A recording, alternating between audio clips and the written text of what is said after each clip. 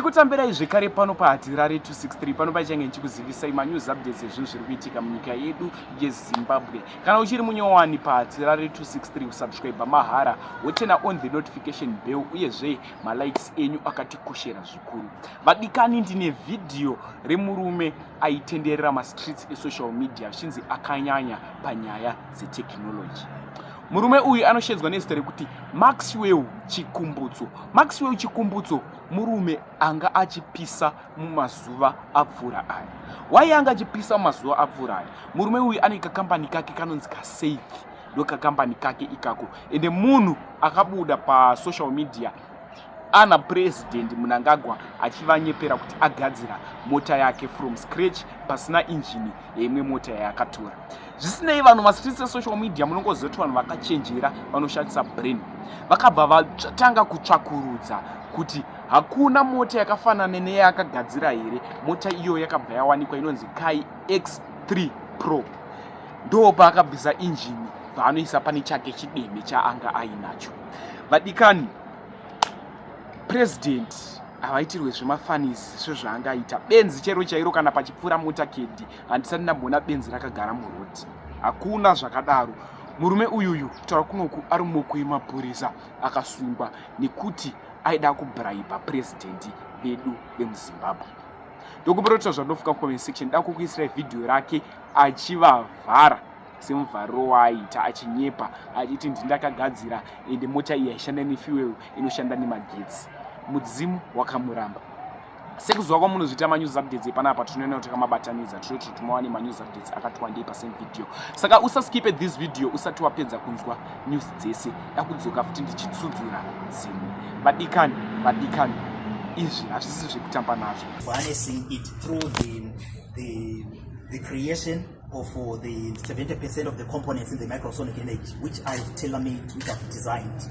So those are the components that enable the radio frequency to be transferred into pure, useful energy. And this is the first time in the world.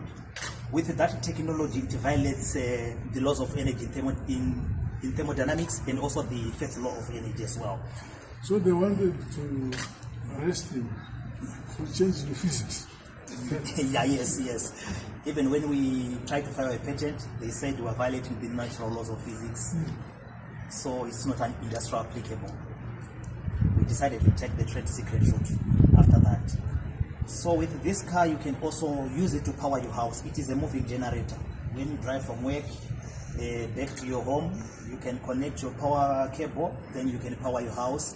It gives you 15 kilowatts power to power your house.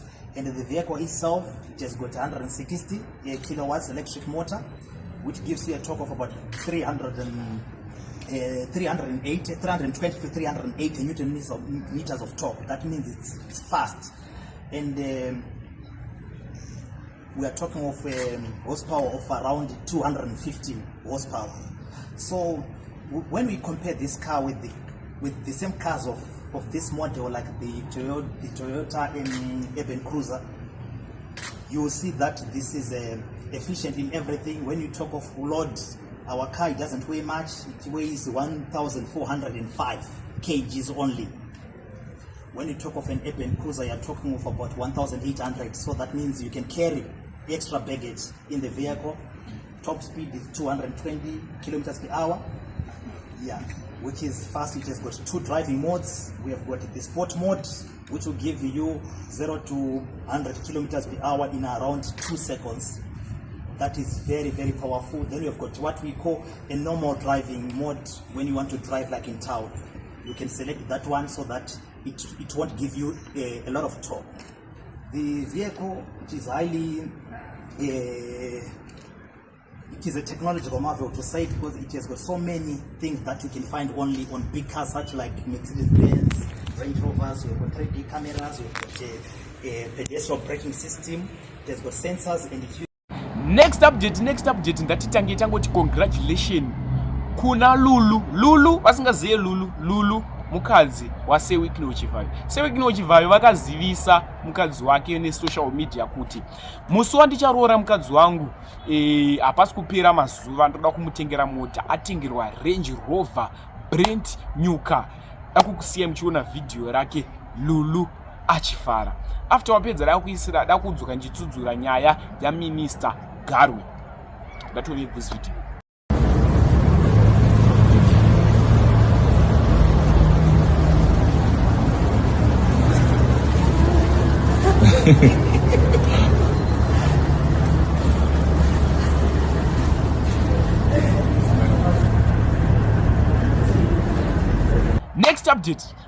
Next update ividhiyo raMinista Garwe vanga vachitaura kuti vanhu vese vari kumativi mana enyika UK, South Africa, Mozambique, kupi nekupi vari kumativi mana enyika musi wamuchadzingwa ikoko, ende toda kudziudza nyika idzodzo kuti mudzoswe munyika yedu yeZimbabwe. Pamuchadzoswa hanzi toda kuti muzive kuti toda kudevelopa tese sevana veZimbabwe tichifarira president vedu vaMnangagwa tichipinda muvision 2030. Idzi nyaya idzi handitapudze, handiwedzeredze, tizvionerei ime. Hautuki mutungamiri wenyika wakamira pai uchiti ndiwani watumwa nani, asi vakuru vaidi kutaura kuti kana uchida kuziva muridzi wabhoki rova bhoki, geza ndibhoki. Saka kakuru wabhoki kuti tione muridzi wabhoki pana akatuma bhoki iye akatuma kubhoki watakuta kubeko wabhoki. Ndichida kukuzivisai zvakare kuti Trump ataura kuti nyika dzese dzokerai kumusha kwenyu, vekuNigeria dzokerai kuNigeria, vekuZimbabwe dzokerai kuZimbabwe. Nhasi uno kune 500 vadozi vari kudzoka vari kusvika kwakwana, endai kunovaka nyika ikoi atigonera.